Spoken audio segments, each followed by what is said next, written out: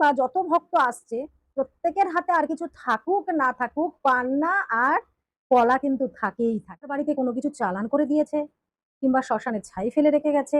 আসলে কি এই বাস্তু দোষ? কিভাবে বাস্তুতে দোষ সৃষ্টি হয়?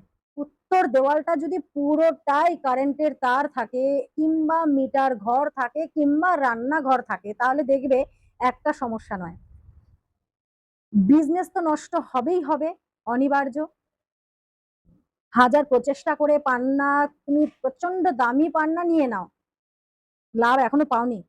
মরা পশু, জীব, জন্তু, মানুষ যে কারোর হাড় বাস্তুতে পুঁতে রেখে গেছে তার জন্য বাস্তু দোষ তৈরি হয়ে গেছে। নমস্কার, আমি অপরাজিতা ভৈরবী। সবাইকে স্বাগত জানাই। দেখো তোমরা তারাই আমার এই ভিডিওটি দেখবে যারা সত্যি প্রচন্ড সমস্যায় আছো, বহু রত্ন ধারণ করে নিয়েছো, বহু কিছু করে নিয়েছো, এখনো পর্যন্ত তুমি কিন্তু সেই জায়গা থেকে বেরোনি। আমাদের এই চ্যানেলটা কিন্তু এন্টারটেনমেন্টের জন্য নয়।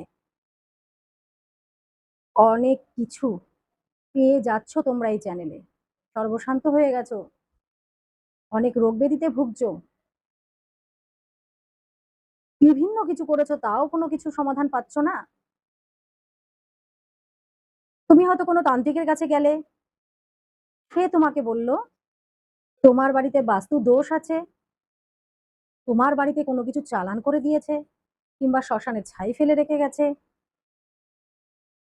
কিংবা কোনো মরা পশু, জীব, জন্তু, মানুষ যে কারোর হাড় বাস্তুতে পুঁতে রেখে গেছে তার জন্য বাস্তু দোষ তৈরি হয়ে গেছে। আগে এটা জানো আসলে কি এই বাস্তু দোষ, কিভাবে বাস্তুতে দোষ সৃষ্টি হয়। বাস্তু দোষটা আসলে কিন্তু ওই মরা হাড় গোড় বা শ্মশানের চিতাভস্য, মরা মানুষের ভস্য, যে কোনো তান্ত্রিক টুকটাক ক্রিয়ার যে জবা ফুল, বেলপাতা, খেজুর কাটা, এটা ওটা সেটা যে ফেলে রেখে গেছে সেটা কিন্তু বাস্তু দোষ নয়। এটা তোমরা কবে বুঝবে? কিংবা কেউ তোমাদের বাড়িতে কিছু চালান করেছে তার জন্য বাস্তুদোষ তৈরি হয়ে গেছে, এটা কিন্তু বাস্তুদোষ নয়। আমি বারবার বলছি, বহু ভিডিও কিন্তু আমরা নিয়ে আসি যে আসলে বাস্তু দোষটা কি।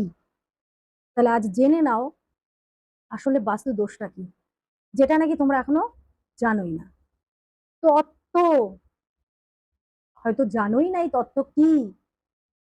পঞ্চতত্ত্ব, অগ্নি, পৃথিবী, বায়ু, জল, আকাশ তত্ত্ব। তোমার দেহ গঠিত, সারা বিশ্ব ব্রহ্মাণ্ড গঠিত, এবং তুমি যেখানে বসবাস করছো সেই বাস্তুটাও কিন্তু পঞ্চতত্ত্বেই গঠিত। আর সব থেকে বড় কথা, বাস্তু দেবতার পুজো কিন্তু প্রত্যেকে না করলেও কম বেশি কিছু সংখ্যক বাড়িতে কিন্তু বাস্তু দেবতার পুজো হয় পৌষ মাসের সংক্রান্তিতে, তোমরা সেটা সবাই জানো। এবং বাস্তু দেবতার আকৃতি কিন্তু একজন মানুষ উপর হয়ে শুয়ে আছেন, দুটো হাতকে গুটিয়ে দুটো পাকে গুটিয়ে। তাহলে তোমরা কিন্তু একটা দেহের ওপর বসবাস করছো, এটা কি একবারও তোমরা ভেবে দেখেছো? তাহলে আমাদের দেহ পঞ্চতত্ত্বে গঠিত, সারা বিশ্ব ব্রহ্মাণ্ডে পঞ্চতত্ত্বে গঠিত, তার সাথে কিন্তু তুমি যে দেহের ওপর বসবাস করছো সেটাও কিন্তু পঞ্চতত্ত্বে গঠিত। এই যে এটার ব্যালেন্স, সেটাই হলো আসল রহস্য। তাহলে কি হচ্ছে, তোমার জন্ম চার্টে গ্রহ নক্ষত্র অবস্থান অনুযায়ী কোনো গ্রহ তোমাকে ভালো ফল দিচ্ছে, কোনো গ্রহ তোমাকে খারাপ ফল দিচ্ছে। তার জন্য তুমি যে কোনো তুমি স্টোন ধারণ করে রয়েছো, যেটা তোমার জন্ম ছক বিচার অনুযায়ী যেটা তোমার লেগেছে। কিন্তু তুমি যেই বাস্তুতে বা তোমার বাড়িতে তুমি বসবাস করছো সেই বাড়ির, ধরো তুমি পান্না পড়েছো, কেন এখন কমন প্রত্যেকের রাস্তাঘাটে বেরোচ্ছি বা যত ভক্ত আসছে প্রত্যেকের হাতে আর কিছু থাকুক না থাকুক পান্না আর কলা কিন্তু থাকেই থাকে। তোমরা নিজেরাও দেখবে, অনেকে হাতটা দেখে নেবে যে আমার ভিডিওটা দেখতে দেখতে, যে আর কিছু থাকুক না থাকুক একটা পান্না একটা কলা কিন্তু আছেই আছে, তার সাথে কি রয়েছে, একটা গোমেদ রয়েছে। এবার তোমার জন্ম চার্ট অনুযায়ী তুমি তো পান্না কলা গোমেদ করে নিয়েছো, রাহু তোমাকে ভালো দেবে, প্রচুর টাকা দেবে রাহু তার জন্য। এদিকে বুধ তোমাকে বিজনেসে দাঁড় করিয়ে দেবে তার জন্য। মঙ্গল, কলা পড়েছো, সফলতাও দেবে, কিংবা তোমার এখন হয়তো সরকারি চাকরি পাওয়ার জন্য তুমি হয়তো পলাপনি পড়ে নিয়েছো, কিংবা তুমি হয়তো প্রমোটার। তোমার জন্মছক অনুযায়ী মঙ্গল তোমাকে যেটা দিচ্ছে সেটার জন্য তুমি পড়ে আছো। অনেকের আছে মাঙ্গলিক দোষ রয়েছে, বিবাহ বিচ্ছেদ হয়ে যাচ্ছে, তার জন্য পড়ে আছে পলা। বারবার করে কর্ম কেটে যাচ্ছে, তার জন্য পলা পড়ে রয়েছে। তাহলে এই যে আমি বললাম যে একটা কমন, যেখানেই দেখাচ্ছ তোমাদের কিন্তু ওই পান্না, পলা আর কিন্তু গোমেদটা তোমাদেরকে সাজেস্ট করছে।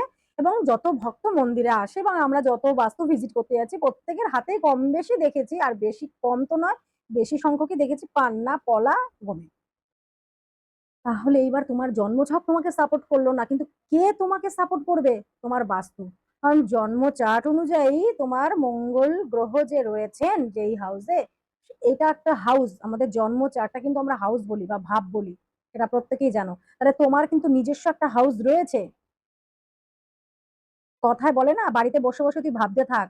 তাহলে তোমার কিন্তু ভাব, যেমন আমরা বলি না সপ্তম ভাব, অষ্টম ভাব, নবম ভাব। তাহলে এই যে কথায় বলে যে যা তুই বাড়িতে বসে বসে ভাবতে থাক, তাহলে ভাব কথাটা কিন্তু বাড়িতেও, বাড়ির সঙ্গেও কিন্তু যুক্ত হয়ে গেল। তাহলে তোমার জন্ম চার্টে বুধ যেইভাবে বসে আছে, হয়তো তোমাকে খারাপ ফল প্রদান করছে দেখেই কিন্তু আজকে তুমি বুধের জন্য পান্না পড়েছো। এবার তুমি দেখো তোমার বাড়িতেও, বাড়ির যে ভাব, উত্তর ভাবটা দেখে নাও। সেখানে তুমি আগুন ব্যবহার করছো, রান্নাঘর করে রেখে দিয়েছো, কিংবা ওই উত্তর দেওয়ালটা পুরোটাই কিন্তু ইলেকট্রিকের তার চলে গেছে, কিংবা মিটার বক্স রেখে দিতে পারো, মানে মিটার ঘর যেটাকে বলে। ওখানে কারেন্টের যে কোনো কিছু ব্যবহার করতে পারো, শুধু এসি তা নয়, লাইটও তুমি যদি ব্যবহার করো। বা ওখানে সুইচ বোর্ড রয়েছে, উত্তর দেওয়ালটা যদি পুরোটাই কারেন্টের তার থাকে, কিংবা মিটার ঘর থাকে, কিংবা রান্নাঘর থাকে, তাহলে দেখবে একটা সমস্যা নয়, বিজনেস তো নষ্ট হবেই হবে, অনিবার্য। হাজার প্রচেষ্টা করে পান্না, তুমি প্রচন্ড দামি পান্না নিয়ে নাও, লাভ এখনো পাওনি,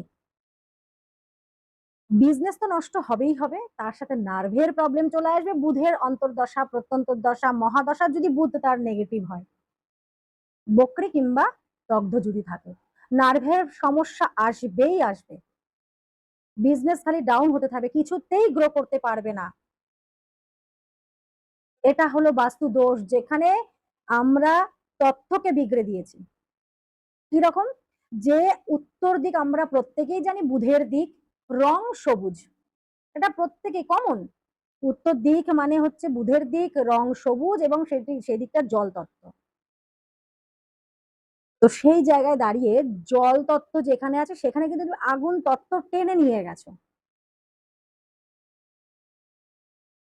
তাহলে একটা তত্ত্ব, জলের মধ্যে আগুন, কারেন্ট শর্ট খাচ্ছে, ব্রেনের শর্ট খাচ্ছে, বিজনেসের জায়গায় শর্ট খাচ্ছে।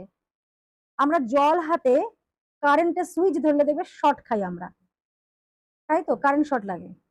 তাই বড়রা বলতো যে জল হাতে কারেন্টের সুইচ দিবি না, কেউই দেয় না, দেয় কি? যদি আমার কথার যুক্তি যদি তোমরা বুঝতে পারো তাহলে তো খুব ভালো, না হলে যদি আমার কথাটা তোমরা যদি না মানো, তাহলে তোমরা জল হাতে গিয়ে কারেন্টের সুইচটা দাও, মোবাইলেও চার্জটা দাও না, কেউ দাও কি? নিশ্চয়ই না। তাহলে আমরা কিন্তু জল হাতে কিন্তু কারেন্টের কোনো কিছু ধরি না। তাহলে কারেন্ট এবং জল মানে আগুন এবং জলের কিন্তু একটা শত্রুতা আছে। তাহলে তুমি জল তত্ত্বের জায়গায় তুমি অগ্নি ব্যবহার করছো, মানে তুমি কতটা এফেক্ট করে ফেলেছো তোমার বাস্তুটাকে, জল তত্ত্বটাকে। আজকে যেমন এক বালতি দুধের মধ্যে তুমি একটু পাতিলেবুর রস দিয়ে দিলে, ব্যাস আপনা আপনি কেটে গেল, ছানা হয়ে গেল, তুমি কিচ্ছু করতে পারলে না। একটা ভালো কাজের উদ্দেশ্যে দুধটা নিয়ে এসেছিলে, আলটিমেটলি কেটে গেল। তাহলে ওই যে জল তত্ত্বের জায়গায় তুমি অগ্নিটা মানে কারেন্টের কোনো কিছু ব্যবহার করছো কিংবা রান্না করছো, তাহলে কিন্তু তোমার বুধের অবস্থানটা সম্পূর্ণভাবে নষ্ট হয়ে গেল, সৃষ্টি হয়ে গেল বাস্তু দোষ। এটা হচ্ছে বাস্তু দোষ। তুমি জল তত্ত্ব মানে একটা এলিমেন্ট, সেই জায়গাটাকে তুমি নষ্ট করে দিলে, জল আর আগুন এক জায়গায় নিয়ে এসে শত্রুতামি সৃষ্টি করে দিলে দুজনের মধ্যে। এবার দেখো বিজনেসের ক্ষেত্রে তোমার থেকে পুরনো যেই ক্লায়েন্ট গুলো ছিল তারা তো কেটে গেছেই গেছে, নতুনও কিন্তু তোমার সাথে যোগাযোগ স্থাপনটা করতে পারছে না। কেন আমরা জানি বুধ কিন্তু যোগাযোগ মাধ্যমটাকে বৃদ্ধি করে। তাহলে বলো তো তুমি পান্না পড়েও কেন রেজাল্ট পাওনি? সেই জায়গায় তুমি যেই লেভেলের একটা যোগাযোগ মাধ্যম চেয়েছিলে সেটা কিন্তু এখনো পাওনি। এই তথ্যটা তোমাকে কেউ দেয়নি এখনো, কিন্তু তুমি কারোর কাছে গেছো, কোনো অ্যাস্ট্রোলজার কিংবা তান্ত্রিক, সে যে কেউ হতে পারে, আমার জানার দরকার নেই। বাট কোনো তান্ত্রিক হয়তো বলে দিয়েছেন তোমাকে যে বাস্তু দোষ, বাস্তুতে কেউ নেগেটিভ এনার্জি চালান করে দিয়েছে, কেউ বিড়ালের হাড়গোড় পুঁতে রেখে গেছে, কেউ এটা করেছে, বান মেরেছে বাস্তুতে। আরে বান তো কেউ মারেনি, তুমি তো বানটা অলরেডি রেডি করে রেখে দিয়েছো। নিজের বাস্তু নিজেই নিয়ে নিয়েছো। আগুন আর জলকে এক জায়গায় এনে শত্রুতা আমি সৃষ্টি করে দিয়েছো, তোমার সাথে তোমার ক্লায়েন্টের শত্রুতা আমি সৃষ্টি করে দিয়েছো। দোষ করলো গিয়ে লোকের, আদৌ সেও কি কিছু করেনি, এবার তাকে দিয়ে দিলে দুটো গালাগালি, ব্যাস বুধ আরো তোমার খারাপ ফল দিতে থাকলো। আলটিমেটলি তোমার কিন্তু নিটফল জিরো হতে থাকলো। এত ইনভেস্ট করে, এত কিছু করে বাস্তু দোষটা তুমি এইভাবে সৃষ্টি করে দিলে। হয়তো তুমি করনি, তোমার বাবা, কাকু, জেঠু যে কেউ করেছে, তারা তো জানতেন না বিষয়টা, কিন্তু তারা এই তথ্যটা এইভাবে জানতেন না যে আমাদের উত্তর দিকটা জলের দিক, সেটা হচ্ছে জল তত্ত্ব, এবং অগ্নিকে আমরা নিয়ে যাচ্ছি, জল অগ্নি এক জায়গায় করে দিচ্ছি, সেটা আমাদের শত্রুতা আমি সৃষ্টি হচ্ছে, সেটা কিন্তু জানতো না। কিন্তু আগেকার দিনে বয়োজ্যেষ্ঠরা কিন্তু আমাদের শিখিয়ে গেছেন, জল হাতে আগুন স্পর্শ করবি না, মানে জল হাতে কারেন্ট ধরবি না, কারেন্ট শর্ট খেয়ে যাবি। তাহলে এই যে জল আগুন উত্তরে যে একই সাথে ব্যবহার করছো, তার জন্য তোমার বিজনেসে শর্ট পড়ছে, ব্রেনে শর্ট পড়ছে, যার থেকে নার্ভের প্রবলেম সৃষ্টি হয়ে গেছে। বাস্তু দোষটা তোমার উত্তর দিকে সৃষ্টি হয়ে গেল।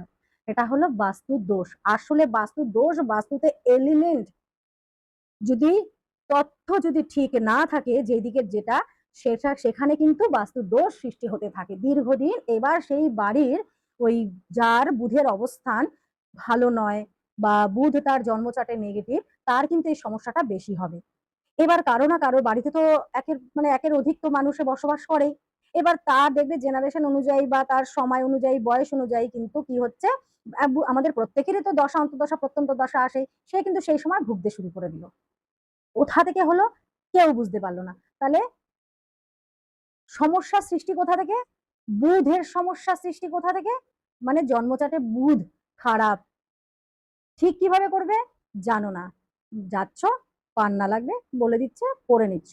বাট আমার সমস্যাটা মিটবে সারা জীবনের কিভাবে? কেউ বলেনি আজও পর্যন্ত। আজকে তোমাদের যেইভাবে আমি বললাম যে তুমি কারেন্ট মানে আগুন এবং জলকে এক জায়গায় নিয়ে গিয়ে তুমি যে তোমার বাস্তু দোষটা সৃষ্টি করলে, এটাই হচ্ছে মেন সমস্যার সৃষ্টি। বিজনেসের দিকে বলো, নার্ভের সমস্যা বলো, যে কোনো কিছুর বিজনেসের দিক থেকে যোগাযোগ মাধ্যম বলো, এইভাবে কিন্তু বাস্তু দোষটা সৃষ্টি হলো। এখন আমি যদি ব্যাখ্যা দিতে যাই, আরো আমাদের যে কোণগুলো রয়েছে, দিকগুলো রয়েছে, অনেকটা বড় হবে। তাই আমি এক এক এক এক করে প্রত্যেকটা জায়গারই কিন্তু তোমাদের তথ্যগুলো তুলে ধরবো, বাস্তু দোষটা আসলে কি। তাহলে আজকে আমি সুন্দর করে তোমাদেরকে বোঝাতে পারলাম যে বাস্তু দোষটা আসলে কি। তা মানুষের জীবনের সমস্যার সমাধানের একমাত্র চাবিকাঠি হলো তার নিজের বাস্তু, এবং ওই বাস্তুতেই রয়েছে খাজানা, ওই বাস্তুতেই রয়েছে যক্ষের ধন সম্পদ। তো প্রত্যেকেই জানে যে ওই যে আলিবাবা চালিচোর বলে না, চিচিং ফাক, গুহার ভেতরে এত ধন সম্পদ, কিন্তু গুহার দরজাটা যে খুলবে কি করে, ওইটাই তো চাবিকাঠি কেউ জানতো না। তো আজকে মানুষের জীবনের সমস্যার সমাধান বাস্তু, সমস্যার সৃষ্টিও কিন্তু বাস্তু। আর ওই বাস্তুতেই লুকিয়ে রয়েছে তোমাদের ধন সম্পদ, ঐশ্বর্য, সুখ, শান্তি, যোগাযোগ, ভালোবাসা, অ্যাট্রাকশন, সবকিছু। বাস্তু ভীষণ ইম্পর্টেন্ট। আর তন্ত্র প্রয়োগ এবং এই যে রত্ন তখনই সফলতা পায় যখন বাস্তুর তথ্য ঠিক থাকে। তাই জ্যোতিষশাস্ত্র বিদ্যা, একটা ডট থেকে শুরু করে জ্যোতিষশাস্ত্র বিদ্যা, বাস্তুশাস্ত্র বিদ্যা, তারপরে গিয়ে তন্ত্রশাস্ত্র বিদ্যা। তাই সায়েন্সকে ধরে নিয়ে কিন্তু আমরা অকাল সায়েন্সে পৌঁছাচ্ছি, যেটা করে নাকি একটা সুন্দর বৃত্ত বলয় তৈরি করছি, যেটার মধ্যে তোমরা খুব শান্তিপূর্ণভাবে থাকবে। এই যে বাস্তু বন্ধন, এটাই হলো বাস্তু বন্ধন। এবং বাস্তু দোষ কি সেটাও আজকে তোমাদের সুন্দর করে বোঝালাম। আশা করি তোমরা অনেকেই বুঝতে পেরেছো। তো আরো এরকম আমি প্রত্যেকটা, আজকে আমি বুধের দিকটা বললাম, উত্তর দিকটা বললাম, নেক্সট ভিডিওতে কিন্তু আমি দক্ষিণ দিকটা নিয়ে বলবো। এবং এই দক্ষিণ দিক ডিস্টার্বের জন্য চলে আসছে ঋণ, লোন, বিবাহ বিচ্ছেদ, স্বামী স্ত্রীর মধ্যে ঝগড়া ঝামেলা অশান্তি, প্রত্যেকটা বিষয় কিন্তু আমি তুলে ধরবো। অবশ্যই চ্যানেলটিকে তোমরা সাবস্ক্রাইব করবে, ফলো করবে। কি বিষয়ে জানতে চাও, বাস্তু, তন্ত্র, অ্যাস্ট্রোলজি সবকিছু নিয়ে অবশ্যই এক এক করে ভিডিওতে আসবে। নমস্কার, ভালো থেকো। জয় মা তারা, জয় গুরু বামদেব।